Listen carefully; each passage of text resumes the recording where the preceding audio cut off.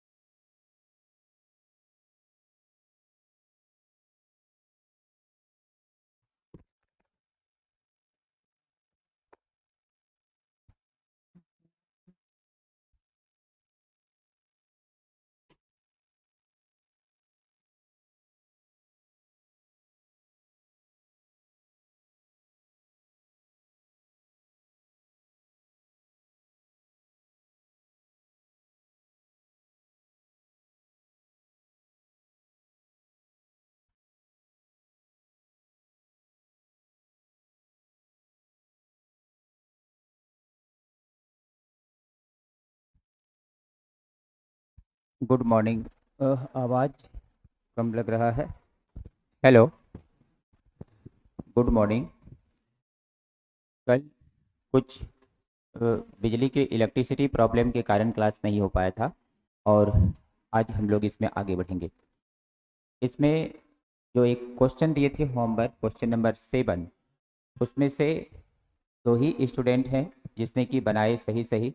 एक है आनंद कुमार और दूसरा है शिवम कुमार। दो ही स्टूडेंट ने बनाए। बाकी स्टूडेंट ने बहुतों ने बनाकर भेजे, लेकिन किसी का सही नहीं हुआ। अब देखिए, ये सवाल बहुत ही स्पेसिफिक सवाल था, बहुत ही खास सवाल था। ऐसा सवाल ऐसा नहीं कि बहुत सारे स्टूडेंट ने बुक्स में या बहुत जगह नहीं खोजे होंगे, जरूर खोजे होंगे, लेकिन ये हर जगह मिलने वाला ही नहीं है। ये एक अनमैच्ड मटेरियल टाइप का ये सब न्यूमेरिकल बता बता रहे हैं, जो कि मैच नहीं करेगा। इसके लिए मतलब आपको मेहनत करना होगा। देखिए, गौर कीजिए। अब हम इस सवाल को बताने जा रहे हैं, और ये सवाल यहाँ पे है क्वेश्चन नंबर 7। क्वेश्चन नंबर 7 है। एक बार फिर से 7 नंबर क्वेश्चन को देख लेना है गौर से। इसमें क्वेश्चन कहता क्या है। क्वेश्चन है, एक concave mirror with aperture 6 cm and radius of curvature 5 centimeter is covered with an opaque paper except a thin strip at the edge.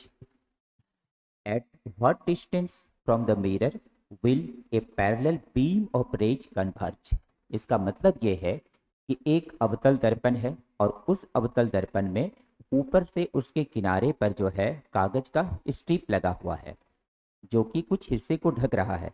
ऐसे स्थिति में अब आगे क्वेश्चन कहता है कि वह प्रकाश की किरण उस अवतल दर्पण के किस बिंदु पर अभिसरित होती है। मतलब उसका एक तरह से कहिए तो फोकल लेंथ निकालना है। एक तरह से कह सकते हैं कि पोल से एप के बीच का दूरी निकालना है।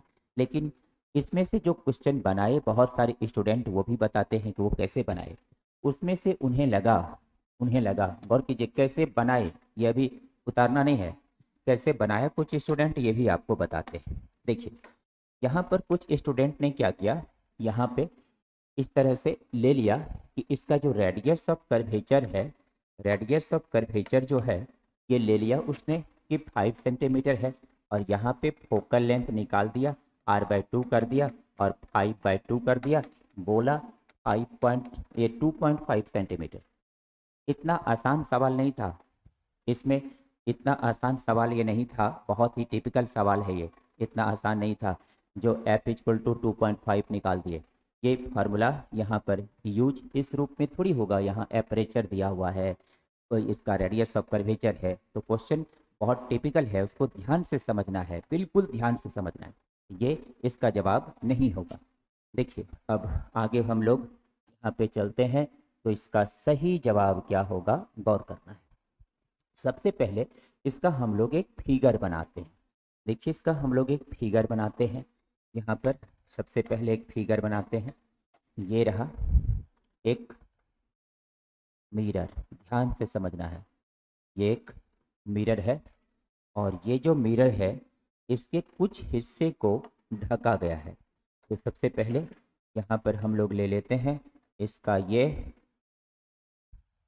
हाँ फिगर बना रहे हैं, गौर करना है। इसके कुछ हिस्से को ढका गया है, तो कुछ हिस्से को पेपर से ढका गया है। तो कुछ हिस्सा जो कि पेपर से ढका गया है, तो गौर करना है, पेपर से मान लीजिए हम इतना हिस्सा ढक गया, इधर का ये हिस्सा पेपर से ढक गया और ये भी हिस्सा इधर पेपर से ढक गया। ये है क्या? एक मिरर है। कौन सा मिरर है? कनकेव मिरर है। It is the concave mirror. ये एक कनकेव मिरर है। तो कुछ हिस्सा इसका ढक गया, जितना हिस्सा बचा उस हिस्से का एपरेचर दिया हुआ है। इतना सा हिस्से का एपरेचर दिया हुआ है। ये एपरेचर कितना दिया हुआ है? एपरेचर दिया हुआ है इसका क्वेश्चन में, यह है 6 सेंटीमीटर। 6 सेंटीमीटर इसका एपरेचर है। देखिए भाई, ये मैच दूसरी जगह होने वाला है, सब सवाल नहीं है, बहुत टिपिकल सब सवाल है, बहुत इंपॉर्टेंट है। देखिए यहाँ पे गौर कीजिए, ये हो जाएगा 3 सेंटीमीटर और इधर भी हो जाएगा 3 सेंटीमीटर, क्योंकि टोटल एपरेचर कितना दिया हुआ है? 6। तो यहाँ पे इतना सा कितना हो जाएगा? 3। ये हो गया ओ, मान लिए इसको क्या मान लिए? ओ। इसको क्या मान लिए? O dash. ये ओ डैश हो गया, ये इसका पोल हो गया, और यहाँ जो कटा इसको ओ डैश मान लिए। अब यहाँ से एक इसका, यहाँ से ये लाइट आया, लाइट इसमें कैसे आया? लाइट इसमें आ रहा है पैरेलल लाइट आया, पैरेलल लाइट आया। यहाँ से लाइट कन्वर्ज कर गया, कहाँ पे कटेगा? पैरेलल आएगा लाइट तो कहाँ पे कटेगा? इसके फोकस पर। ये सब पढ़ा हुआ है ना, तो फोकस पे कटेगा, ये फोकस पर कट गया। अब आगे ध्यान देना है, यहाँ से जब मिलाएंगे इसका सेंटर ऑफ कर्वेचर से इसका नॉर्मल गुजरेगा। इसका नॉर्मल कहाँ से गुजरेगा? सेंटर ऑफ कर्वेचर, क्योंकि ये इंसिडेंट रे है और ये इंसिडेंट रे है और ये क्या है? रिफ्लेक्टेड रे है। लॉ ऑफ रिफ्लेक्शन, ये हो जाएगा एंगल ऑफ इंसिडेंस, ये हो जाएगा एंगल ऑफ रिफ्लेक्शन।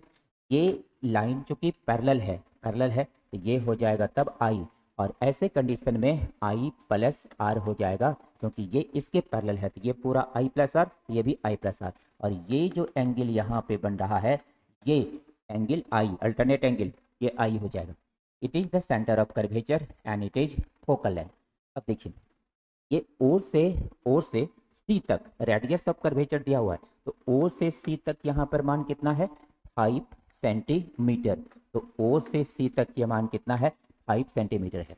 अब हम लोगों को गौर करना है कि यहाँ पर हम लोगों को निकालना क्या है? ओ से एफ निकालना है, क्योंकि लाइट कहाँ पे कन्वर्ज किया, तो ओ से एफ हम लोगों को निकालना है। तो ओ से एफ जब हम लोग निकालेंगे तो लाइट कहाँ कन्वर्ज कर रहा है? तो देखिए, ऐसे कंडीशन में गौर कर सकते हैं कि ओ से एफ तक डायरेक्ट नहीं निकलेगा, क्योंकि यहाँ पे कोई ट्रायंगल नहीं बन रहा है, यहाँ ऑब्जेक्ट डिस्टेंस नहीं है, इमेज डिस्टेंस नहीं है, जो मिरर फार्मूला लगाएंगे वो भी नहीं लगेगा। इसीलिए हम बोले थे क्लास में, पहले भी याद होगा जो रोज क्लास करते हैं, ray optics is the pure geometrical optics. इसीलिए ये pure depend upon geometry, and if you have command over geometry then definitely you can solve and understand all types of theories and numericals of ray optics। देखिए, इसका आराम से समझ सकते हैं, geometry जिसका ठीक है 9-10 वाला, वो सब आराम से बना सकता है। तो यहाँ पर ये ट्रायंगल तो बन नहीं रहा है, ये निकलेगा कैसे? निकालना पड़ेगा, ज्योमेट्री से निकालना पड़ेगा। देखिए, सबसे पहला काम हम लोग यहाँ पे क्या करते हैं कि ये जो पॉइंट है, इस पॉइंट को हम लोग ए मान लिए, और ये जो पॉइंट है इस पॉइंट को हम लोग बी मान लिए। ये पॉइंट ए है और ये जो पॉइंट है ये बी है, ये पॉइंट ए है, ये पॉइंट बी है। अब ध्यान देना है, ये ए और बी पॉइंट हो गया। ऐसी कंडीशन में अब ये ध्यान देना चाहिए हम लोगों को कि ये ट्रायंगल में चलते हैं, पहले इस ट्रायंगल में ए सी ओ डैश में चलते हैं। यहाँ पे इन triangle A C O dash, ध्यान से समझना है, बहुत अननेस्ट सवाल है, ये सब अननेस्ट सवाल है, गौर कीजिएगा। ए C O dash, A C O dash क्या है? एक राइट एंगल ट्रायंगल है। यहाँ पे एंगल 90 बनेगा ना, ये राइट एंगल ट्रायंगल है। ये जब राइट एंगल ट्रायंगल है, पाइथागोरस थ्योरम से लिख सकते हैं ए सी स्क्वायर इक्वल टू लिख सकते हैं ओ डैश सी स्क्वायर, और प्लस प्लस लिख सकते हैं ए ओ डैश स्क्वायर या ओ डैश ए स्क्वायर, होगा? समझ में आ रहा है? अब आगे ए सी, ये तो वही क्या है, ये रेडियस किसी मिरर का, स्फेरिकल मिरर का रेडियस तो हर जगह एक ही रहेगा। तो ये मान कितना होगा? ये 5 होगा, ये हो गया 5 स्क्वायर। हम लोगों को ओ डैश सी तो निकालना ही है, ओ डैश सी स्क्वायर, और ये कितना है ओ डैश ए, ओ डैश ए है 3, यहाँ पर ये है 3, ये है 3 और इसका क्या हो गया होल स्क्वायर, यहाँ पे हो गया 25 और यहाँ पे हो गया 9 इक्वल टू क्या हो गया ओ डैश सी स्क्वायर हुआ ना। अब इसको हम लोग क्या करते हैं इधर लाते हैं और यहाँ पे लिख सकते हैं O dash C equal to root under 16, O dash C का मान हो जाएगा रूट अंडर 16, तो ओ डैश सी का मान हो जाएगा 4 सेंटीमीटर, ओ डैश सी का मान कितना हो जाएगा 4 सेंटीमीटर। देखिए भाई तो 4 सेंटीमीटर इसका मान हो गया यहाँ से आपका, तो ये जो मान है अब हो गया ये 4 सेंटीमीटर हो गया, तो ये 4 सेंटीमीटर ओ डैश से निकल गया, तो ये ओ डैश हम लोगों को अब निकल जाएगा क्योंकि ये पूरा कितना है 5 और ये कितना है 4, तो यहाँ से हम लोग निकाल लेते हैं by geometry, by geometry, geometry यहाँ पे लगाते हैं O C equal to, O C equal to क्या होगा ओ डैश और plus O dash C plus O dash C. देखिए भाई यहाँ पर ओ सी का मान कितना है, ओ सी का मान 5 है और यहाँ पर ओ सी का मान 5 है और ये ओ डैश हम लोगों को निकालना है, ओ डैश सी कितना है 4 है और ये हो जाएगा O dash equal to 5 minus 4 equal to कितना आ गया 1 सेंटीमीटर। तो इतना सा जो डिस्टेंस है ये वाला डिस्टेंस कितना हो गया 1 सेंटीमीटर हो गया, तो ओ डैश हम लोगों को कितना आ गया 1 सेंटीमीटर आ गया। अब आगे देखिए ओ डैश हम लोग निकाल लिए और कितना आ गया 1 सेंटीमीटर। अब ये ध्यान देना है कि अगर हम ओ डैश निकाल लिए तो एफ ओ डैश निकल जाता तो पूरा निकल जाता कि कहाँ पे कन्वर्ट किया राइट, तो अब ओ एफ डैश निकालना पड़ेगा। ओ एफ डैश के लिए हम लोगों को ये एंगल पता करना पड़ेगा क्योंकि यहाँ 3 है ये निकालना है, तो यहाँ पे हम लोग टेन थीटा निकाल करके लगा करके निकाल सकते हैं इसको, लेकिन ये एंगल हम लोगों को पता नहीं है, एंगल पहले अब निकालना पड़ेगा। देखिए तो एंगल निकालते हैं पहले, यहाँ पर एंगल निकालते हैं। एंगल जब हम लोग निकालेंगे इन ट्रायंगल, इस ट्रायंगल का नाम देखिए, इस ट्रायंगल का नाम होगा ए C O dash, A C O dash यहाँ पर हम लोग चल रहे हैं। अब इसमें इन triangle A C O dash, A C O dash में चल रहा है, ए सी ओ डैश ट्रायंगल में गौर कीजिए यहाँ पर क्या होगा, इस एंगल के लिए, इस एंगल आई के लिए ये बेस हो गया और ये परपेंडिकुलर हो गया, बेस कितना है 4 और परपेंडिकुलर कितना है 3, तो यहाँ पे हम लोग लिख सकते हैं 10 आई, यहाँ पर एक फिगर भी बना दे रहे हैं इस तरह से, ये फिगर रहा, ये है ए, ये है ओ डैश, ये एंगल 90 है, ये सी है और ये है 4 सेंटीमीटर और ये है 3 सेंटीमीटर, तो हम लोग यहाँ पे क्या लगाएंगे 10 आई, तो 10 आई यहाँ पे लगाएंगे, तो 10 आई का मान कितना हो जाएगा, ये हो जाएगा 10 I equal to 10 I equal to 10 I equal to कितना हो जाएगा 10 आई इक्वल टू हो जाएगा ए ओ डैश बाय हो जाएगा ओ डैश सी होगा, पी बाई बी होता है टेन थीटा का मान, तो पी बाई बी के मेथड से इतना बाय इतना, यहाँ से हम लोग लिख सकते हैं इसका मान ये हो जाएगा 3/4, 3/4 का मतलब होता है 0.75, 3/4 का मतलब होता है 0.75। अब यहाँ पे गौर कीजिए ये हो गया 10 आई का मान 0.75।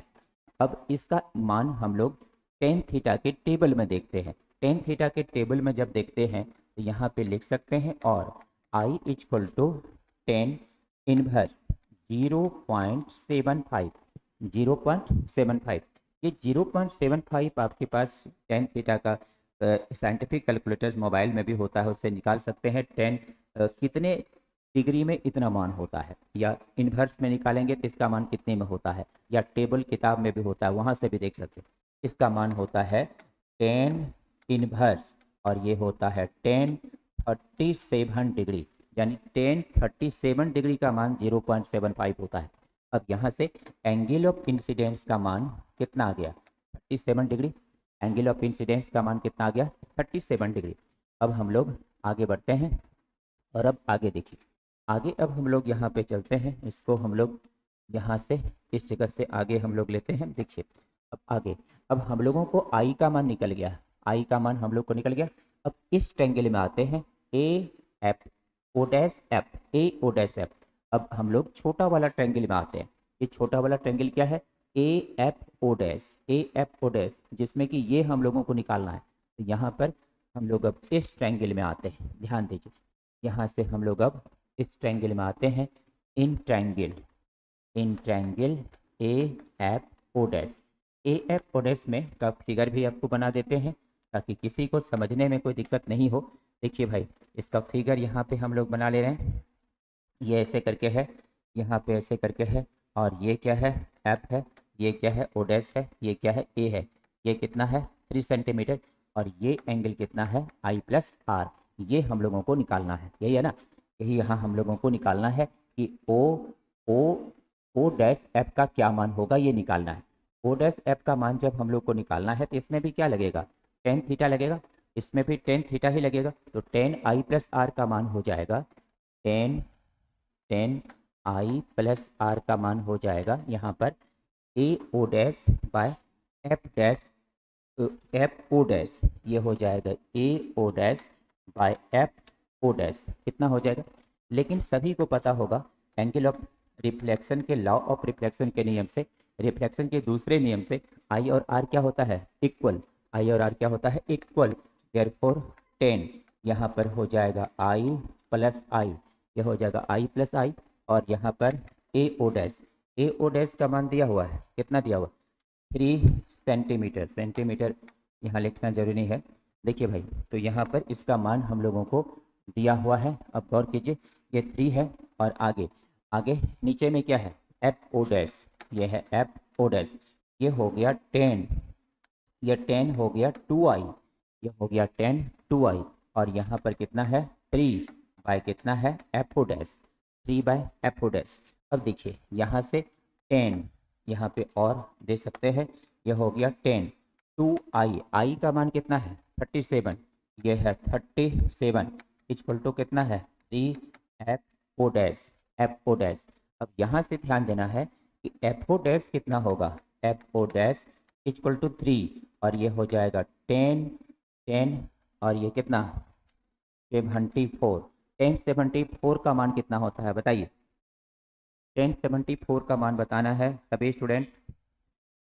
देखिए, आज क्लास जो समय पे नहीं करेगा उसको वीडियो क्लास का नहीं मिल पाएगा, क्लास प्राइवेट हो जाएगा, बाद में कहते रह जाएगा नहीं मिलेगा। जो क्लास समय पे नहीं करेगा उसको दिक्कत हो सकता है, इसलिए क्लास सभी स्टूडेंट समय पे कर लिया कीजिए। बहुत हो गया इधर उधर, बहुत कर लिए, अब समय पे क्लास करना है, नहीं तो दिक्कत होगा। देखिए भाई, तो गौर कीजिए, 10 2i का मान, 1074 का मान कितना होता है, 1074, 1074 का मान, 1074 का मान कितना होगा, निकालिए कैलकुलेटर से, आप लोग निकाल सकते हैं, हम तो लिख देंगे डायरेक्ट, हमको याद है। 1074 3.48 होता है, का मान होता है 3.48, तो ये हो गया 3 बाय हो गया 3.48, 1074 का मान होता है। अब 3 में इतना से डिवाइड करेंगे, तो डिवाइड कीजिए, यहाँ पर इसमें कितना आता है इसका मान, देखिए भाई, इसको जब डिवाइड करेंगे यहाँ पर हो जाएगा 3 डिवाइडेड बाय 3.48, ये 0.86, इसका मान होगा 0.86, एफओ का मान कितना आ गया, 0.86 सेंटीमीटर आ गया, तो 0.86 सेंटीमीटर इसका मान आ गया। अब देखिए 0.86 सेंटीमीटर जब इसका मान आ गया, अब ये हम लोगों को बताना यहाँ पर है इस जगह कि ये जो मान आया है, अब निकालना क्या हम लोगों को निकालना यहाँ पर है, लोगों को निकालना यहाँ पर है फिगर। देखिए कि लाइट कहाँ पर कन्वर्ज करेगा, लाइट कहाँ पे कन्वर्ज करेगा, यही था क्वेश्चन। तो लाइट यहाँ से पैरेलल लाइट कहाँ कन्वर्ज करेगा, तो ये निकालना है, ओ एफ निकालना है, तो ओ एफ निकालना है, तो ओ एफ कितना होगा, O dash plus F O dash, O F कितना होगा, O dash plus F O dash. तो यहाँ पे हम लोग लिख सकते हैं, यहाँ पे हम लोग लिख सकते हैं, इस जगह लिख सकते हैं, नाउ यहाँ पे लिखेंगे हम लोग कि ये जो ओ एफ है ये इक्वल होगा ओ डैश और plus O dash F. O dash निकला हुआ है, 1, ओ डैश कितना निकाला हुआ है 1, तो ओ डैश 1 निकाले हैं ऊपर में, और ये कितना निकाले 0.86, 0.86। यहाँ पर हो गया ओ एफ का मान हो गया 1.86 सेंटीमीटर, 1.86 सेंटीमीटर। तो अब बताइए ऐसे कंडीशन में ये आप कैसे कह सकते हैं यहाँ पर कि F equal to R by two लगा दिए हो गया। तो ये क्वेश्चन बहुत टिपिकल सब क्वेश्चन बताते जा रहे हैं, इसलिए इससे बहुत नॉलेज जो है गेन होगा। ये सीधा सब क्वेश्चन नहीं है मेरा, सभी क्वेश्चन बहुत इंपॉर्टेंट है। पीछे भी प्लान मिरर का क्वेश्चन बताए थे, सब क्वेश्चन एक से एक क्वेश्चन न्यूमेरिकल था, इसलिए ध्यान देना है और अब गौर करना है। एक बार यहाँ से हम पूरा रिक्वेस्ट कर दे रहे हैं। यहाँ से सबसे पहले लाइट पैरेलल आया, कन्वर्ज किया। उम्मीद है सभी स्टूडेंट फिगर समझ गए होंगे। या कोई क्वेश्चन है तो बोल सकते हैं। सब कुछ समझ में आ गया है? चलिए क्वेश्चन सब कुछ समझ में आ गया है, क्लियर है सबका? 1.86, यस राइट। सौरभ कुमार, राकेश कुमार, बिल्कुल सही है। सबका क्लियर है? क्लियर, समझ में आ गया सबको? चलिए थैंक यू। अब नेक्स्ट क्वेश्चन पे चलते हैं।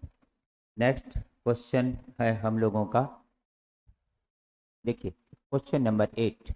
क्वेश्चन नंबर 8 जो है ये है सामने, क्वेश्चन नंबर 8 सामने है। क्वेश्चन नंबर 8 क्या कहता है? कहता है the coordinate of the point P is इतना। बिंदु बिंदु P, बिंदु P का नियामक, बिंदु P का नियामक 40 सेंटीमीटर और ये 3 सेंटीमीटर है जो 20 सेंटीमीटर वक्रता त्रिज्या, 20 सेंटीमीटर वक्रता त्रिज्या वाले उत्तल दर्पण के लिए है। Obtain the coordinate of its image. इसके प्रतिबिंब का नियामक निकालें। इसके प्रतिबिंब का नियामक निकालें, यही क्वेश्चन है। इसके प्रतिबिंब का नियामक निकालें। देखिए भाई, कोई भी क्वेश्चन जो है लूज नहीं है, लूज मतलब सीधा नहीं है। सब क्वेश्चन इंपॉर्टेंट और टिपिकल है, सब डिफरेंट टाइप का है। देखिए बिंदु P का नियामक, the coordinate of the point object 40 centimetre and 30 centimetre. Coordinate का क्या मतलब हुआ, इसको आप फिगर से समझते हैं। देखिए ये सब का लिखा हुआ हो गया। अब यहाँ पे गौर करना है, यहाँ पे गौर करना है, इसको हम लोगों को सॉल्व करना है। इसको सॉल्व करने के लिए सबसे पहले यहाँ पर एक मिरर हम लोग बनाते हैं। यही मिरर है, और ये जो मिरर है इसको इस तरफ हम लोग पॉलिश कर दिए हैं। अब देखिए, अब यहाँ पे क्वेश्चन ये है, ये जब पॉलिश्ड हो गया तो ऐसे कंडीशन में यहाँ पर ये दिखाना है हम लोगों को इस जगह, ये इसका एक ऑब्जेक्ट है। इट इज़ द ऑब्जेक्ट, ये ऑब्जेक्ट है। ऑब्जेक्ट का ही नियामक दिया हुआ है, ऑब्जेक्ट का ही नियामक दिया हुआ है। और ये है 40 और 3। 40 सेंटीमीटर तक क्या हुआ ये पकड़ना होगा। 40 सेंटीमीटर का ऑब्जेक्ट डिस्टेंस हुआ, और 3 सेंटीमीटर क्या हुआ, उसके ऑब्जेक्ट का हाइट हुआ। अगर क्वेश्चन में दिया जाता कि एक वस्तु 40 सेंटीमीटर की दूरी पर है जो 3 सेंटीमीटर ऊंचा है, तो सब विद्यार्थी पकड़ लेता। लेकिन हो सकता है कोऑर्डिनेट के रूप में दे दिया तो 10-20% विद्यार्थी तो नहीं समझ पाएगा कि दिया हुआ क्या है कोऑर्डिनेट में। इसलिए क्वेश्चन तो ऐसा पूछा जाता है ताकि विद्यार्थी उसमें परेशान हो जाए, और अगर परेशान नहीं होगा तो फिर सीखेगा कैसे। इसलिए सीखने के लिए दिमाग तब लगाएगा कैसे। सब सीधा सीधा क्वेश्चन रहेगा, यू दे दिया, बी दे दिया, एफ निकालो। ये सब तो बहुत सिंपल मैटर है। बी दे दिया, यू दे दिया, बी निकाल, यू निकालो। तो इस तरह से तो बहुत सिंपल है। देखिए तो यहाँ पर हम लोगों को कोऑर्डिनेट दिया हुआ है। कोऑर्डिनेट देने का ये मतलब है कि यहाँ पर हम लोगों को अब u का मान दिया हुआ है, और u का मान कितना दिया हुआ है तब 40 सेंटीमीटर, और इसका हाइट भी दिया हुआ है, ये कितना दिया हुआ है 3 सेंटीमीटर। इसका जो इमेज बनेगा, इसका जो इमेज इस तरफ बनेगा, इमेज जो इस तरफ बनेगा, इसका इमेज बनेगा ना, अब ये बताना है हम लोगों को इसका तब भी का क्या मान होगा, भी का मान बताना है, और हम लोगों को ये भी बताना है एच आई का क्या मान होगा। अगर भी और एच आई हम लोग निकाल लिए, इसका कोऑर्डिनेट इमेज का निकल जाएगा, कि भी और एच आई निकाल लेंगे तो इमेज का कोऑर्डिनेट निकल जाएगा। तो देखिए, इमेज का कोऑर्डिनेट निकालने के लिए हम लोगों को सबसे पहले यहाँ पर यूज करना होगा मिरर फार्मूला। तो यहाँ फोकल लेंथ का मान भी दिया हुआ है, एफ का मान कितना दिया हुआ है 20 सेंटीमीटर, है ना। तो फोकल लेंथ इसका कितना दिया हुआ है, फोकल लेंथ नहीं है, वक्रता त्रिज्या है, वक्रता त्रिज्या है। तो यहाँ पर हम लोग को क्या दिया हुआ है, रेडियस ऑफ कर्वेचर। तो यहाँ पे एफ निकाल लेंगे, और ये हो गया r/2, ये हो गया 20/2 इक्वल टू कितना हो गया जी 10 सेंटीमीटर। तो हम लोग फोकल लेंथ निकाल लिए। अब एफ हम लोग को पता है, यू पता है, भी निकाल लेते हैं। तो यहाँ से निकाल लेते हैं हम लोग भी का मान। तो यहाँ पे लिखेंगे by mirror formula, by mirror formula. देखिए भाई, मिरर फार्मूला से 1/u plus 1/v equal to क्या होता है 1/f। एफ हम लोगों को 10 है और यू कितना है 40। तो यहाँ पर हो जाएगा 1/-40, ये इस तरफ है, माइनस होगा, फोकल लेंथ इस तरफ होता है इसका, क्योंकि ये कन्वेक्स मिरर है। तो यहाँ पर हो गया प्लस 1/v इक्वल टू ये 1/10। इसको उस तरफ ले जाते हैं, जब इसको हम लोग उस तरफ ले जाएंगे तो 1/v इक्वल टू 1/10 और प्लस 1/ कितना हो गया 40। अब इसका एलसीएम लेते हैं, एलसीएम जब लेंगे 1/v इक्वल टू, तो ये हो जाएगा 40, है ना। यहाँ पर कितना आ जाएगा 40 आ जाएगा। और ऐसे कंडीशन में जब ये 40 आ जाएगा, तो यहाँ पे हो जाएगा 4 और प्लस हो जाएगा 1।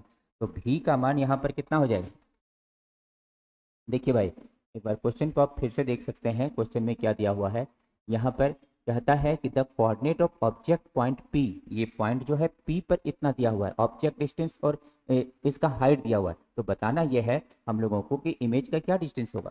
देखिए, इमेज का डिस्टेंस निकालने के लिए हम लोग अब लिख सकते हैं 40 और बाय कितना हो गया ये 8, 5 ना, यहाँ पे कितना हो गया 8। अब ये गौर करते हैं, इसका मान 8 सेंटीमीटर आ गया। जब ये 8 सेंटीमीटर आ गया, तो अब ये देखना है हम लोगों को 8 सेंटीमीटर जब इसका मान आ गया, तो अब इस स्थिति में H I, H I, H I का मान हम लोग को चाहिए, एच आई निकालेंगे। तो यहाँ पे फॉर्मूला होता है M equal to, M equal to होता है minus v by u, minus v by क्या होता है यू होता है, यू, और इक्वल टू ये होता है एच आई, और बाय क्या होता है एच ओ। हम लोगों को अब एच आई निकाल लेना है, एच आई, एच आई का मान हो जाएगा माइनस भी बाई यू, और इंटू क्या हो जाएगा एच ओ। भी का मान कितना आया है -8, और बाय -8 और बाय कितना, यू का मान कितना है 40, और इंटू क्या है इसका मान कितना है एच ओ का 3। तो ये हो गया 24/40, ये हुआ ना 24/40। तो यहाँ पे 24/40 सेंटीमीटर आ गया, इसको कटा भी सकते हैं। ये एच आई का मान हो जाएगा यहाँ पर 6/10, ये हो गया 0.6 सेंटीमीटर। चलिए नोट कीजिए,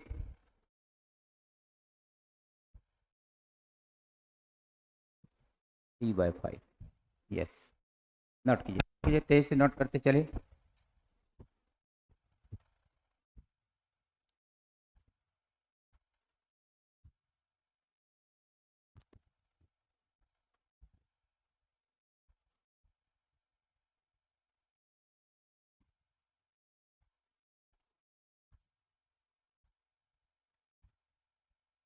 चलिए बहुत बढ़िया, साक्षी श्री 0.6 सही है, थैंक यू।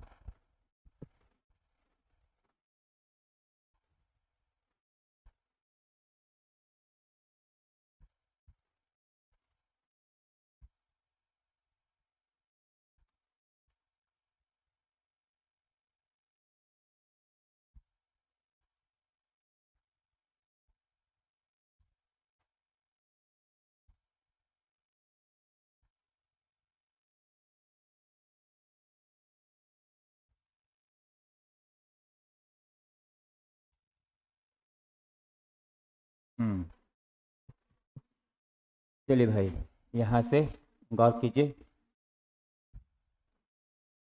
क्वेश्चन एक बार फिर से हम लोग मिला लेते हैं। क्वेश्चन एक बार फिर से चेक कर लीजिए। यहाँ पर क्वेश्चन है, the coordinate of the point object 40 and 30 centimetre convex mirror है, और कन्वेक्स मिरर के लिए हम लोग यूज कर रहे हैं रेडियस ऑफ कर्वेचर का मान 20 है। तो ऐसी स्थिति में आपका मान इतना होगा। लेकिन क्वेश्चन दिया जा रहा है, अगर ये कनकेव मिरर होगा तब क्या होगा। तो कनकेव मिरर होगा तब क्या होगा, इसका बताना है तेजी से जवाब कि कनकेव मिरर होगा तब इसका क्या होगा। बताइए, कनकेव मिरर, अगर कनकेव मिरर होगा तब इसका जवाब क्या होगा। और कनकेव मिरर, देखिए भाई, यहाँ से इसका निकाल दिए। अब यहाँ पे अभी बना के बताना है सभी को कि कनकेव मिरर के लिए कितना होगा। क्लास वर्क, CW का मतलब होता है क्लास वर्क। अभी तुरंत बताना है सभी को फॉर कनकेव मिरर कितना होगा। और कनकेव मिरर, बैठे बैठे साइंस नहीं पढ़ा जा सकता है, मेहनत करना पड़ेगा। और कनकेव मिरर, अगर ये कनकेव मिरर है तो फिर बनाइए इसका क्या जवाब होगा जल्दी से। हम कन्वेक्स के लिए बताए हैं, कनकेव के लिए सभी को बनाना है। क्लास में जैसे बनाए थे वैसे ही बनाना है अभी भी। कनकेव के लिए बनाइए, कनकेव के लिए क्लास वर्क है ये, it is class work not for homework. बनाइए फटाफट। वाह वाह, थैंक यू थैंक यू। देखते हैं किसका सही होगा। बहुत बढ़िया बहुत बढ़िया, वाह बाबू वाह, बहुत बढ़िया। देखते हैं किसका सही होता है। चलिए, अगर ये कनकेव होगा तब क्या होगा, देखते हैं किसने किसने सही बनाया। देखिए भाई, अगर ये कनकेव होगा तो हम जरा यहाँ पे चेंज कर लेते हैं, उजला रंग में लिखने में थोड़ा दिक्कत होता है। देखिए, यहाँ पर हम चेंज कर रहे हैं और कनकेव के लिए, फॉर फॉर कनकेव, और कनकेव मिरर। अगर ये कनकेव मिरर है तब क्या होगा।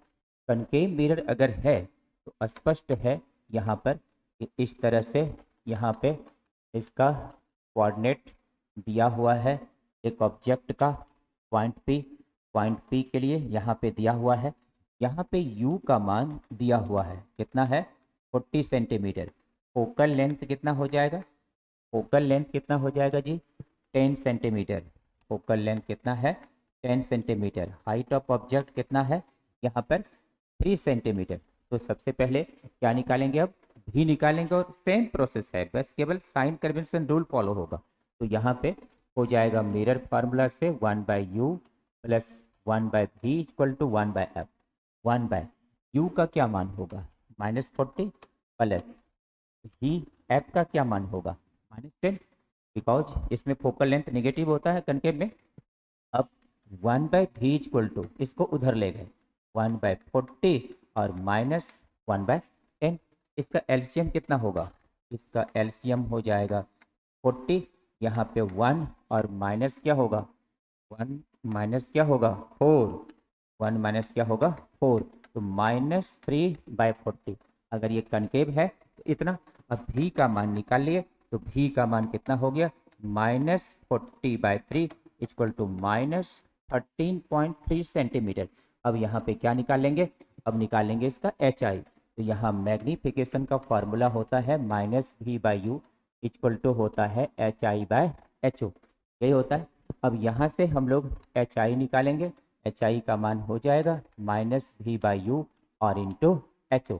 माइनस v का मान कितना आया है 40/3, यह हो जाएगा -40/3, और ये कितना है -40, और यहाँ से अब देख सकते हैं इंटू ये क्या है 3, यहाँ 40 40 कैंसिल, 3 3 कैंसिल, यहाँ पर हो जाएगा HI इक्वल टू -3 सेंटीमीटर।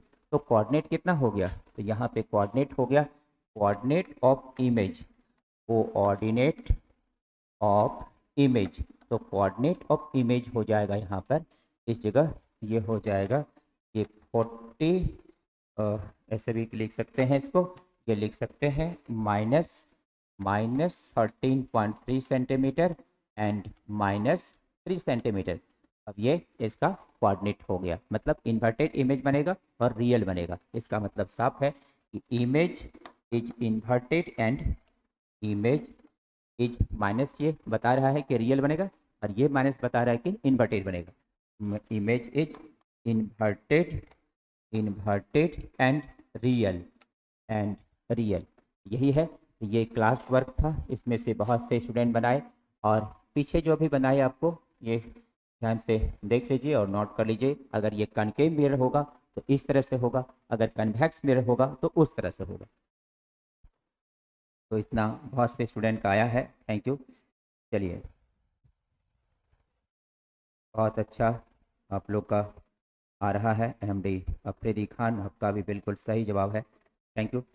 देखिए, आगे बढ़ते हैं हम लोग, और इसमें से इस क्वेश्चन पर जब आते हैं तो यहाँ पर इसका कोऑर्डिनेट कितना हुआ। इसका जो कोऑर्डिनेट है कोऑर्डिनेट कोऑर्डिनेट ऑफ इमेज, तो इमेज का यहाँ पर जो कोऑर्डिनेट हुआ वो कितना हुआ, वो कोऑर्डिनेट हो गया इसका, हो गया इक्वल टू, यहाँ पर कितना आया था भी का मान आया था कितना 8, तो भी का मान आया था यहाँ पर 8 सेंटीमीटर, और इसका कितना आया था -0.6 सेंटीमीटर। तो यहाँ पर ये माइनस, यहाँ पर हम चिन्ह परिपाटी का रूल हम लोग फॉलो नहीं किए, यहाँ पर ये माइनस, ये भी माइनस होगा, और यहाँ से ये मान क्या हो जाएगा, तब ये प्लस हो जाएगा, ये आपका क्या हो जाएगा प्लस। तो यहाँ पर ये मान क्या होगा, प्लस होगा। और ऐसे कंडीशन में हम लोग देख सकते हैं कि इमेज कैसा बना, अगर 8 सेंटीमीटर प्लस है मतलब वर्चुअल बना, और कैसा बना, इरेक्ट बना। तो यहाँ पे लिख सकते हैं image is virtual virtual and erect, image is virtual and erect. तो ये था आपका क्वेश्चन नंबर 8। तो हम उस सारे स्टेप पर जा रहे हैं जो कि संभावना है, जो कि क्वेश्चन आया है जीमेंस नीट में या बोर्ड में, या आने वाला है, तो उस तरह के आगे या पीछे उस पर भी हम लोग चल रहे हैं। तो यहाँ पर ये था क्वेश्चन, और ये भी एक क्वेश्चन इंपॉर्टेंट था जो कोऑर्डिनेट पे आधारित था। तो ये क्वेश्चन आपने पूरा कर लिया है, और आगे हम लोग अब बढ़ेंगे, और अगला क्वेश्चन हम लोगों का है 9 नंबर। देखिए 9 नंबर में क्या कहता है, क्वेश्चन नंबर 9 है, न्यूमेरिकल नंबर 9 है। सभी क्वेश्चन डिफरेंट डिफरेंट टाइप का है, गौर करना है। A spherical mirror is polished on both sides when convex side is used as mirror, the image is erect. देखिए भाई, एक देखिए गोलीय दर्पण, गोलीय दर्पण गोलीय दर्पण के दोनों दोनों ओर, गोलीय दर्पण के दोनों ओर कलई कलई किया जाता है, गोलीय दर्पण के दोनों ओर कलई किया जाता है। जब जब जब इसके जब इसके उत्तल और उपयोग जब इसके उत्तल और उपयोग किया जाता है, तब तब तब प्रतिबिंब सीधा होता है, तब प्रतिबिंब सीधा होता है। देखिए, बहुत सारे स्टूडेंट हिंदी मीडियम के भी हैं, इसलिए हिंदी में बोलने में हो सकता है नहीं लिख पाता है, इसलिए लिख देते हैं तब प्रतिबिंब सीधा होता है, जिसका आवर्धन जिसका आवर्धन 1/4 है। When the concave side is used as mirror, जब जब अवतल और दर्पण के रूप में प्रयोग होता हो, जब अवतल और दर्पण के रूप में प्रयोग होता हो, तब तब उतनी ही दूरी के लिए आवर्धन क्या है? तब उतनी ही दूरी, उतनी ही दूरी के लिए आवर्धन क्या है? आवर्धन क्या है? देखिए भाई, इंग्लिश मीडियम वाले स्टूडेंट ज़रा ध्यान दें, हिंदी मीडियम वाले पर भी आप लोगों को ध्यान देना होगा, क्योंकि उसके लिए भी आपको समझना पड़ेगा। परेशानी तो सबकी है और सभी की परेशानी दूर हो जानी चाहिए। देखिए, what is the magnification when the concave side is used as mirror, the object remaining same distance, यानी दोनों कंडीशन में ऑब्जेक्ट की दूरी क्या है? बिल्कुल बराबर है। ऑब्जेक्ट की दूरी दोनों कंडीशन में बिल्कुल बराबर है। देखिए भाई, तो क्वेश्चन जो हम न्यूमेरिकल लेकर आए हैं, सभी इसमें भी देखे होंगे, बहुत सारा सवाल बनाए, लेकिन क्या ये उसमें से मैच कर रहा है? नहीं मैच कर रहा है, डिफरेंट है। देखिए क्या डिफरेंट है, कैसे बनाएंगे इसको? देखिए भाई, इसको बनाने के लिए अब हम लोग चलते हैं आगे। इसको बनाने के लिए जब आगे बढ़ते हैं तो गौर कीजिए। देखिए, सबसे पहला क्वेश्चन क्या बोला कि कन्वेक्स मिरर है और कन्वेक्स के लिए मैग्निफिकेशन दे दिया, तो यहाँ पर और कन्वेक्स, और कन्वेक्स और कन्वेक्स मिरर, तो कन्वेक्स मिरर के लिए, कन्वेक्स मिरर के लिए जब चलते हैं तो ये रहा कन्वेक्स मिरर, और इस कन्वेक्स मिरर में यहाँ पर कोई एक ऑब्जेक्ट है और इसका ये इमेज है। ऐसे कंडीशन में इसका जो फोकल लेंथ है, तो ये रेडियस ऑफ कर्वेचर का क्या होता है? आप होता है। ये इसका हो जाएगा ऑब्जेक्ट डिस्टेंस और ये इसका हो जाएगा इमेज डिस्टेंस। हम लोगों को यहाँ पर इसका मैग्निफिकेशन दिया हुआ है। Magnification in this condition is given and n is equal to 1/4। तो बताना है इसका u का क्या मान होगा। u का मान तब निकालना है इसके लिए। तो u जब निकालेंगे तो हम लोग जानते हो, फार्मूला बताए थे मैग्निफिकेशन। अगर आप पीछे से देखेंगे, एक एक पॉइंट बहुत स्पष्ट और साफ रूप से है। मैग्निफिकेशन बताए थे, याद होगा, मैग्निफिकेशन का ऑब्जेक्ट के साथ रिलेशन बताए थे, m इक्वल टू f/f-u। याद है, बहुत जगह काम देगा, याद रखना है, m=f/f-u। यहाँ पर मैग्निफिकेशन का मान कितना दे दिया है? 1/4। फोकल लेंथ, फोकल लेंथ यहाँ पर किस रूप में लेंगे? रेडियस ऑफ कर्वेचर के रूप में लेंगे। क्यों? क्योंकि रेडियस ऑफ कर्वेचर ही एक मिरर का फिक्स है। आर का मान मिरर के लिए नहीं बदलेगा, लेकिन फोकल लेंथ इसका चेंज हो सकता है, कहाँ पे लाइट कन्वर्ज करेगा। तो देखिए, तो यहाँ पर हम लोग लिख सकते हैं इसको, ये हो जाएगा r/2। लाइन कट गया है भाई, इसलिए अब 2 मिनट क्वेश्चन का सिलसिला शुरू होगा, उसके बाद फिर हम बताएंगे इसको।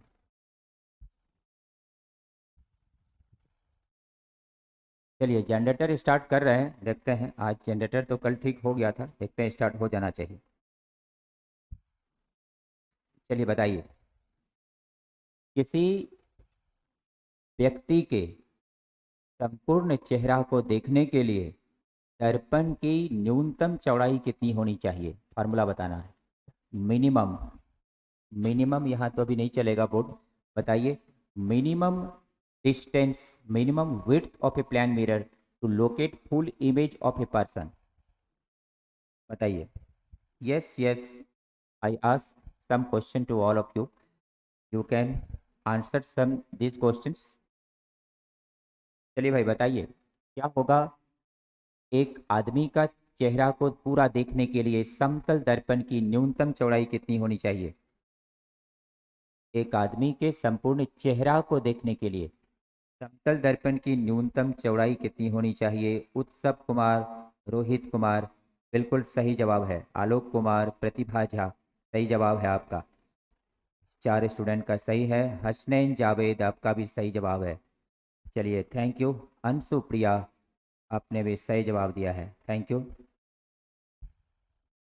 हम्म, मानस राज, का भी सही जवाब है। आदर्श कुमार झा भी सही जवाब दिए हैं। शिवांगी सिंह, क्या स्टार्ट नहीं हो रहा है? सेम। ओ, अच्छा, चलिए।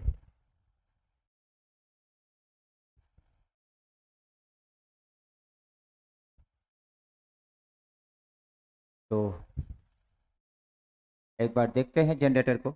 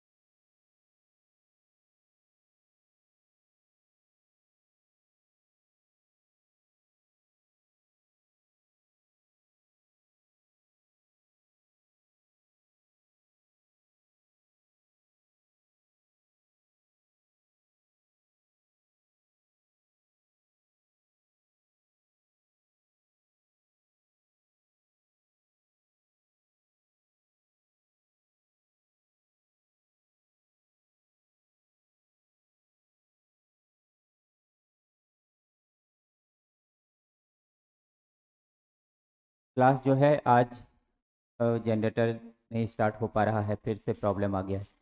तो आज बस इतना ही, अगले दिन फिर और आगे बताएंगे। जो क्वेश्चन हम लिखे थे आप सब उसको सॉल्व कीजिएगा और उसको सेंड कीजिएगा, वो होमवर्क के रूप में रहा। Thank you.